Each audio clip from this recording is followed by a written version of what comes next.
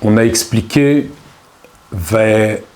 sur le fait d'avoir le maskil et etan ha'ezrachi, c'est-à-dire chaque juif, il a qu'est-ce qui s'appelle la force de l'essence de l'âme. Comment elle s'appelle cette force de l'essence de l'âme? Elle s'appelle etan. Etan qui veut dire la puissance. Maskil et etan, c'est-à-dire cette puissance se trouve dans le cerveau d'un juif. N'importe quel juif, quoi qu'il, dans n'importe quelle situation, et on le voit, de manière où il peut faire des péchés et il va quand même revenir. C'est-à-dire, comme les sages disent, les rechaïm, c'est-à-dire les impies, meleim charatot, ils sont remplis de regrets. On fait des choses, on fait des choses qui ne sont pas compatibles avec la volonté de Dieu, mais on regrette. Mais d'où vient le regret?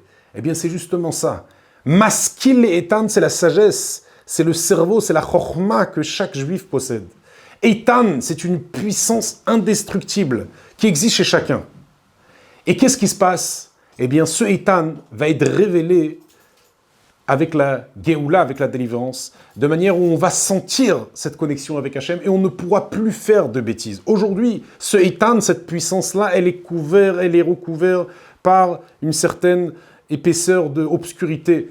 Cette force, cette essence de l'âme qui est à l'intérieur de nous, pourquoi on peut faire des bêtises? Bien sûr, certes, on regrette, mais on les fait, les bêtises.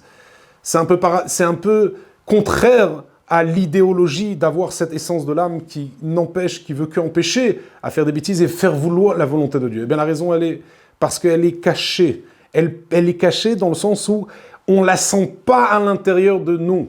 Si on la sentait à l'intérieur de nous, on ne serait jamais arrivé à faire les péchés. Les péchés sont contraires à sa volonté. Eh bien, on aurait senti comme un certain recul, un reculement sur le fait de ne pas faire la volonté de Dieu. Eh bien, ça, c'est exactement l'idée de Eitan, qui possède deux significations à l'intérieur de ce terme-là, de ce mot-là. Eitan qui veut dire la force au futur et la force présent. La force au futur, oui, cette force-là, aujourd'hui, au présent, elle peut être cachée. Cette force que chaque juif possède, cette force qui se trouve dans le cerveau, l'essence de l'âme juif. Mais au futur, elle ne sera plus voilée. C'est-à-dire qu'au futur, avec la délivrance, un juif ne pourra pas faire le contraire de la volonté de Dieu. Le Eitan, dans le sens futur, eh bien, va être révélé et automatiquement, on voudra faire uniquement qu'est-ce que Hachem il veut et cet attachement fidèle avec Akadosh Baruch Hu. Et c'est exactement cette idée-là que l'Admour Azaken développe dans la paracha de Re'e. Re'e qui veut dire regarde, je te donne aujourd'hui l'ifnechem qui veut dire devant, mais qui veut dire aussi ta face, dans le sens où je te donne dans ta profondeur.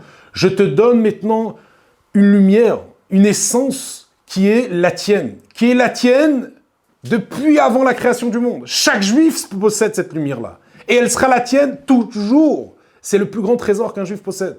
Et ça, je te donne à l'intérieur de toi, au final, au moment que je t'ai dit, Anochi Hashem Elokecha, regarde, je suis l'Éternel ton Dieu. À ce moment-là, j'ai infiltré à l'intérieur de toi cette force de l'essence d'Hachem, cette force qui veut qu'est-ce qu'Hachem il demande, et ça, c'est qu'est-ce qu'un juif possède toujours. Mais on sait bien que c'est pas suffisant. Il faut développer cette profondeur-là, ce point qui s'appelle le Eitan, ce point qui s'appelle Maskil et Eitan, il faut qu'il sera Aha Ezrachi, comme le passouk de Teilim de roi David continue. Ezrachi qui veut dire qu'il rayonne. La chante Ha-Ezrach Haaretz, c'est-à-dire il est possédé par tous les juifs, par tous les citoyens, tous les juifs qui sont citoyens de la terre. Oui, on possède, mais on doit aussi la chante Mazriach, il y a la deuxième signification du mot Ezrach, c'est rayonner. Il faut qu'il rayonne. Et comment on fait ça? Eh bien justement, cette force-là de la Chokhma que chaque juif a, et où se trouve vraiment le niveau de la Neshama le plus élevé, où c'est le niveau d'attachement, le niveau où on est complètement attaché et on ne peut pas se séparer de Dieu, on sent qu'il n'y a que Akadosh Baruch Hu. Eh bien, il faut le faire rayonner. Comment on le fait rayonner? Eh bien, c'est justement en réfléchissant, en comprenant, en approfondissant. Il faut développer ces notions dans le cerveau. Ces notions qui sont uniquement dans un terme de potentiel, de théorie, si on peut dire le mot, eh bien, il faut la travailler avec la réflexion. Ça s'appelle la bina. Il y a la chokhma, qu'on a dit qui s'appelle le eitan de chaque juif, le niveau de la force, la puissance, c'est la sagesse de chaque juif. Mais après, il y a la bina, il y a le côté compréhension. La chokhma, c'est le yud du nom de Dieu. Et la bina, c'est le he. Chaque juif, depuis qu'Hachem nous a dit « Anochi Hachem Elokecha, je suis Hachem, ton Dieu », toi, chacun individuel, possède à l'intérieur le yud kevavke. Il a la chokhma et il doit arriver à la bina, il doit arriver à la compréhension. La compréhension, ça veut dire le développement. Il faut qu'il comprenne ces notions qui sont que abstraites, puisque c'est une force très puissante, mais elle n'est pas encore attachée dans le cerveau. Et en réfléchissant, en développant ces concepts-là de la grandeur de Dieu, eh bien, ce yud devient un he. À l'image d'un yud qui est tout petit, le he qui est large et qui est long, elle prend une forme, elle prend un développement dans l'être. Est-ce qu'on est obligé d'avoir les deux? Obligatoire. Tu ne peux pas avoir le yud sans le he et tu ne peux pas avoir le he sans le yud. Le terme de la Kabbalah, c'est nekuda behechala, c'est-à-dire un point dans l'espace. Le point, c'est la chokhma. L'espace, c'est la bina, c'est la compréhension. Il faut ce niveau-là d'abnégation, d'être transmis à Hachem, qui s'appelle la chokhma, il faut qu'elle devienne développée chez l'homme dans la notion de la bina, c'est-à-dire dans la compréhension. Et de l'autre côté, si j'ai que la bina, c'est-à-dire j'ai que des notions de compréhension, mais j'ai pas l'attachement de la chokhma, l'attachement qui s'appelle se donner complètement à Kadosh Baruch Hu, eh bien, il n'y aura pas d'accomplissement. Elle ne pourra pas tenir la bina, la compréhension, les notions. Ce sera, encore une fois, un concept de théorie, mais ça ne va pas rentrer à la pratique. Ça ne s'accomplira pas, ça ne résistera pas. Pour avoir de la vraie bina, pour avoir une vraie compréhension, une vraie analyse, il faut d'abord donner à Hachem. Ça, c'est la notion de la chokhma. Il faut être transmis totalement, messirut nefesh, abnégation.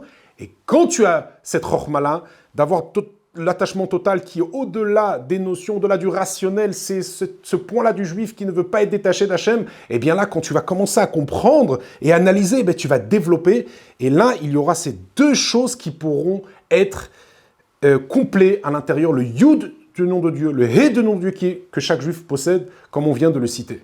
Et ça, on peut le voir dans le terme de Kabbalah, un autre terme de Kabbalah qui dit Tren re'in de l'omit parshin, c'est la chokhma et la bina, le yud et le ke, c'est deux notions qui ne se séparent pas. Chez chaque juif, il a soit le yud et soit le he. Ces deux degrés de la neshama, on ne peut pas les séparer. Tu es obligé d'avoir la chokhma pour une bonne bina, mais tu es obligé d'avoir la bina pour la chokhma. Tu es obligé d'avoir les deux afin d'avoir à l'intérieur de toi soit une notion en bonne santé, une notion compréhensible, mais qui tient la route, et soit d'avoir tout en étant attaché à Hachem. Si tu n'as que l'attachement total en Hachem de la chokhma, mais tu n'as pas travaillé derrière avec la bina, elle ne va pas tenir. Mais si tu as aussi, autrement dit, que la bina, que le travail, que le développement, sans la transmission à Hachem, ça aussi, ça ne va pas tenir.